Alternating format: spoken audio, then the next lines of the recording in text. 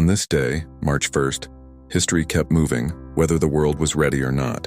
In 1565, the city of Rio de Janeiro was founded by the Portuguese. What began as a strategic outpost grew into one of the most recognizable cities on Earth, a center of culture, trade, and global identity. Empires didn't just conquer territory, they built cities that would outlive them. In 1692, the Salem witch trials began in colonial Massachusetts. Fear, suspicion, and rumor turned neighbor against neighbor. Courts accepted spectral evidence and accusations spread faster than facts. It remains one of the clearest warnings in history about what happens when panic replaces reason. In 1803, Ohio became the 17th state of the United States.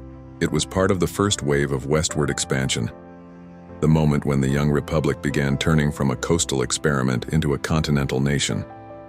In 1872, Yellowstone became the world's first national park.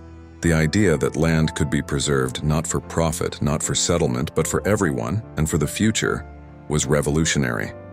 It redefined the relationship between governments, nature, and public ownership.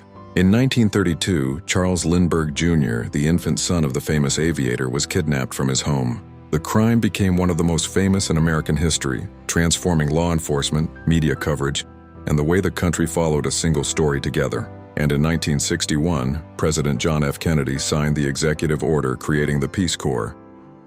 It sent Americans around the world not as soldiers or diplomats, but as teachers, engineers, and volunteers, a different kind of projection of national power. March 1st reminds us that history is built by cities, shaped by fear, expanded by new states, protected by new ideas, shaken by crime, and sometimes defined by service instead of conflict.